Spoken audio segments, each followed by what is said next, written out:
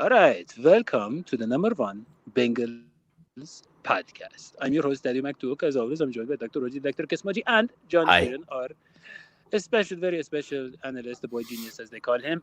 And we have a very special guest. I'm talking about Jake Arthur. And I'm sure you all know him from Sports Illustrated, right? But he also is the host of the Believe in the Colts podcast. And after the magic that Philip Rivers pulled off on Sunday, I got to say I'm starting to believe in the Colts a little bit. They look to have some potential. So Jake, thank you so much for joining us. Yeah, absolutely. Thanks for having me, guys. Yeah, it's really great.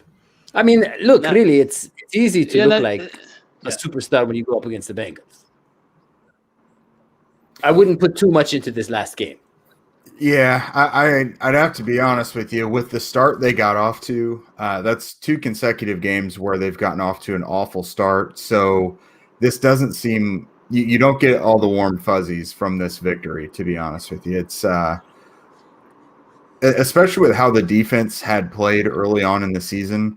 You just wonder what has happened these last 2 weeks. And it's great they've gone into halftime in the locker room and made adjustments and have been able to fix those issues. But against the Browns, they weren't so lucky. They couldn't come back, and they were very fortunate to come back and stifle the Bengals defensively, and then for their offense to move it along and score enough points to win, because they were an enormous hole going into halftime. So they got really lucky. It's a good thing they're going into their bye now, because they got some soul searching to do right now. Oh, as do the Bengals. Mm-hmm. Yeah. Soul searching is just an eternal journey, isn't that? It is, yes. I actually, it's funny. I teach a course in soul searching. So, and I will tell you this: Cincinnati Bengals really have sold their soul. I don't know if they could ever find it. They had to get Joe Burrow. They had to, yeah. They sold it to Zach Taylor, yeah. It's a good point by Arthur though, because last week the Colts played the Browns. Baker Mayfield played really well in the first half, and then the Colts threw everything that they had at him, and then they ended up on top. But the difference between the Browns and the Bengals right now, because you had once again a bad first half, is that Colts actually have a really good coaching staff, and the Bengals' last two losses now have been indicative of severe coaching deficiencies. Either you get blown out of the water against the Ravens and their great organization, staff, and just overall talent, and then you have a game against the Colts where for some reason the Colts just looked like they were dead in the water for the first quarter, and then something just came alive. And as we know it, the Colts just had a better coaching staff. Like Eberflus, Frank Wright, those guys are great play callers. Those guys are great, schemers of talent. And that's kind of what we saw in this game. Like, it was the Bengals losing in both ways the last 2 weeks that are indicative of just poor coaching. Either you get destroyed out of the gate and you fail to make adjustments, or you don't know how to play with the lead and you don't know how to counter the opposing team's counter. It was just so damning on their reputation. Well, exactly, John. And when I was watching that first half, I was thinking to myself, could it be that Zach's just too young and we've been quick to judge? Could it be that years and years of frustrations and loss have made us a bit on edge? Could it be that we need to be more patient? I was thinking all these things. But then by the time we get to the second half, I was like, what the hell? I mean, why is this guy, how many chances is this guy going to get? Because he's gotten lots of chances. Right. He has been very patient. This was his 12th road game, right? And this was, I think, the one he was most likely to win. And all he had to do was just close it out. And I guess, all right, the first quarter, the second quarter, they kind of cancel each other out, right? The Colts had an awful first quarter. The Bengals had an awful second quarter. At the end of the day, you go into halftime, it's basically 0-0. It's 24-21, right? From then on is where you can make the actual observations about what happened. So the offense failed to put up a touchdown after that. They had a field goal, and that was the last points of their game. The defense, did a decent job on the first drive, but then gave up a touchdown on the second drive. And if it wasn't for Jesse Bates making that incredible interception, Colts probably score on that possession and put the game out of reach at that point. Jesse Bates gave that offense life. And unfortunately, it was up to Zach Taylor and that offense to move the ball down the field and score. And we have to talk about that 4th and 1. We have to talk about that 3rd and 1 situation. Yes. Exactly what I was going to say. Because I saw a comment right on our screen blaming the Bengals defense. Bengals defense did great. I don't think a lot of the Bengals fans realize that you're in an NFL today where it's about outscoring your opponent, not keeping them from scoring. They don't realize that. And 100%, John, it was that 3rd and 1 when they bring out the fullback. And everybody on both sides of the ball knew who was going to run it. He comes cold off the bench. And why would you call that play, John? I don't understand. John, help me. I do not understand. There is no explanation to that. Like you said, it was a play that has a very minimal chance of working. And then obviously, you put the trust in Bullock to kick a 48-yard field goal. But unfortunately, after making 15 in a row, he misses this. But Arthur, I want to bring it to you. Like, from that second quarter of Rivers, what exactly was working for the Colts passing game that wasn't working in the first quarter? Like, what were they doing differently? Was it just the lack of Bengals pass rush, or were they implementing concepts that were just better for what the Bengals were bringing? It's really stuff that hadn't been working or being attempted much throughout the first several games. For the first time, we really saw them go, and they were kind of forced into this, but they went up tempo. They put the game in Phillip Rivers' hands. There were a lot of downfield throws, lots of chunk plays, and that's just not what we'd been seeing previously. And Phillip had some really good games against the really bad teams that the Colts have faced, but it seems weird to put them in the same context, but the Jaguars wasn't all that great against the Jaguars. The Bears wasn't a great game. The Browns wasn't a great game. But now it seems like playing from behind with a pass-heavy offense is better suited for his abilities. The Colts had a lot more downfield things. I mean, Marcus Johnson, you guys probably didn't expect to see him go for 100. Neither did we. Although he's been the Colts' best downfield threat since last December, really. He's got a catch of 25 yards or more in 3 straight games. So I don't know. I think this was more what the Colts were forced to do. They really like to run the ball, but they had to completely abandon that because of the hole they were in. But just finding his guys downfield. Trey Burton has been a welcome addition coming back from IR.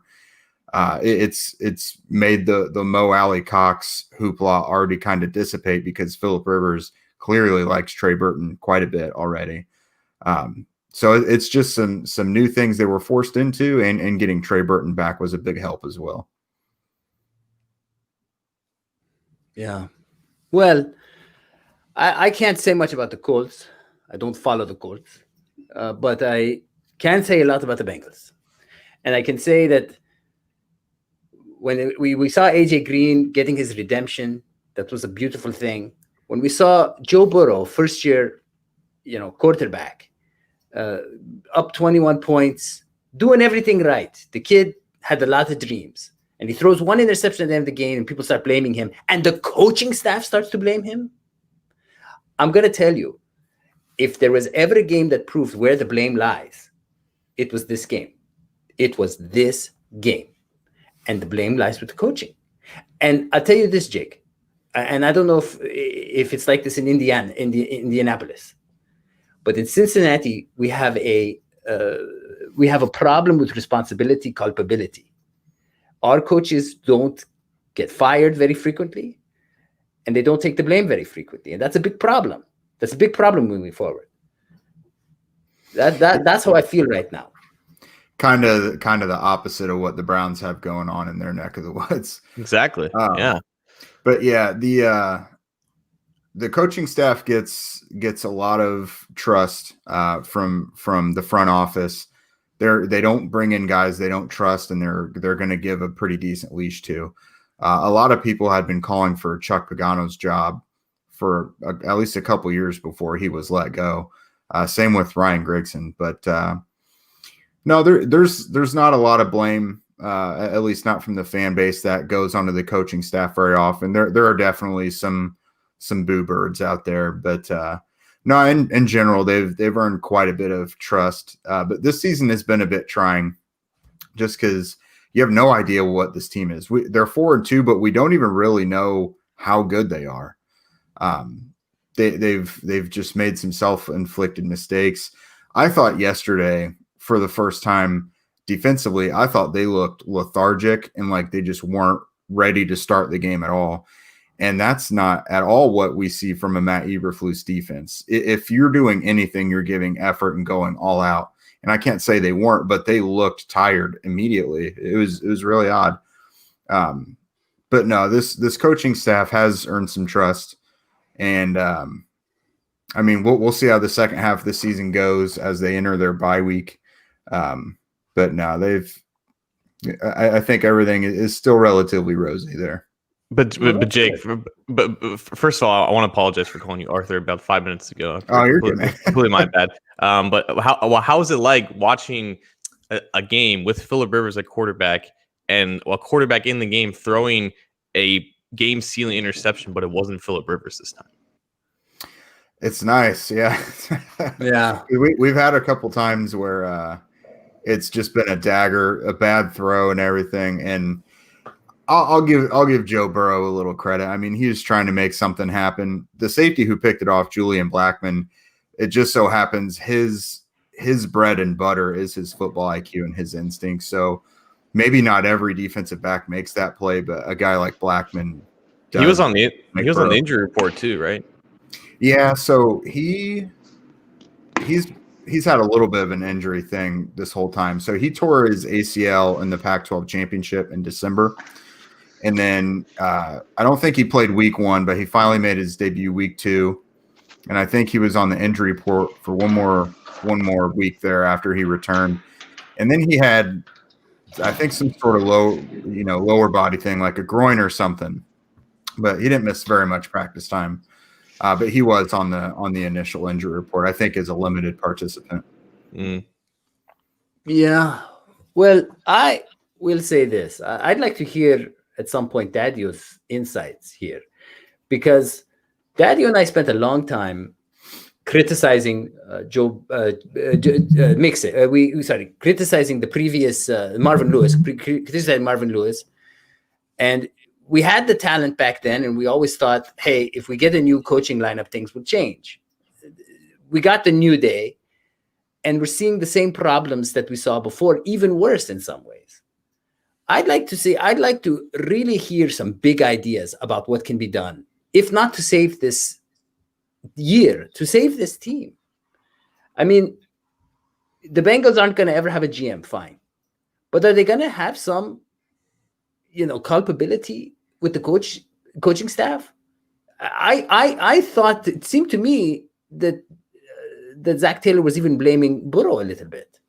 If I got that vibe right, I remember there was a statement. I was trying to think what it was, where he's pointing about the interception. It wasn't about the game. Wasn't about the interception.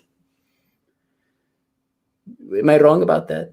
I think Daddy is still on mute, but I think you got a point though. Like at the end of the day, you're not going to have a traditionally run franchise here with traditional decision making. You're going to have a guy in Duke Tobin who's going to have his job for his life because he toes the company line. At the end of the day, it just comes down to the guys that they hire on the coaching staff being the proper talent evaluators. That was such an issue in the Marvin Lewis era when you had Paul Alexander at the end of his era or the end of his tenure failing to draft and develop offensive linemen. Same thing happened with Marvin Lewis. There was just a lot of staleness in that whole process. And then you switch it up to Zach Taylor and you're running into similar problems where you have so much trust in the coaching staff to evaluate these players, not only in the offseason when making new acquisitions and draft picks, but during the season in terms of making the decisions about who to play and how to play them. So you're running into the same issues, but this time it's just a extremely less experienced staff that's making these bad decisions still, but there's not as much faith and hope in them because at some point, it has to get better at some point. But if it doesn't, then you're kind of just back to square one. Yeah, I wonder what happens. Really, I'm really curious how things change. They stay bad until they aren't. I'm also really worried about playing the Pittsburgh Steelers. Coming, when we play the Steelers, I don't remember when's that game. That's like in November. I think everyone's coming up. I think everyone's afraid of the Steelers right now. They're 5-0. They're 5-0, but I'm not afraid of losing. I'm legitimately afraid of Joe Burrow getting hurt because the offensive line did okay this last game. It was better than the previous things. But what do you think, John? I mean, this offensive line. Analyze it for me. Tell me what's happening. It's bad because it's really bad. Players. There's bad players on it. Like it's Alex Redmond and Bobby Hart holding down one half. And credit to both those guys for for some reason, we just didn't see a lot of DeForest Buckner in this game until the very end when he beat Redmond clearly on a swim move and got a sack on him. So, he was taken out of the game for a decent amount, but at the end of the day, talent will win. And Buckner is one of the best, if not the best, 3 technique in the game right now. And Jay can speak to this as well. Like, he's by far the best player on that defense. And it just seemed like when he was non-factor, the entire defense was a non-factor. Right. Yeah. And another common theme in these last couple games is Darius Leonard has been out as well with a groin injury. And it's easy to draw those parallels between, okay, Leonard is out and the defense has played awful, at least in the first halves of these games. One guy can't make that much of a difference, So without DeForest Buckner being dominant quite yet, and early on in the game, maybe that did play a role. I was a little surprised. I thought he would dominate from start to finish, and he did turn it up in the second half. Had a couple tackles for loss and a sack. But no, it's apparently if Leonard isn't in there and on, and Buckner's not dominating, then that does affect. It has a trickle down effect on the rest of the guys, especially with Buckner, because he opens things up next to him for the defensive ends to really get after the passer, because he commands double teams quite often. That's true. Yeah, it is. I wonder what happened to AJ Green this last game. He was looking pretty good. Yeah. Yeah, what happened? It was like we had lost hope in AJ Green. All of a sudden, he looked great.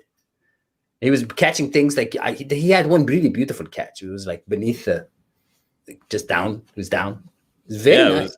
For the Colts' credit, when Xavier Rhodes was lining up against him, I think Rhodes had a decent amount of success. He gave up like 2 catches on 4 targets, but every other receiver or defender that Green was going up against, he was roasting. I think he was lined up against Anthony Walker for a couple times, and I think that was on one like a slant on like 3rd down where he just converted an easy first. So credit to Green for looking like his old self. He got some good matchups this game. But how about T. Higgins though?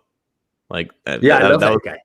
That's the first deep pass that we saw from this entire offense, going up against Rocky Sin down the sideline.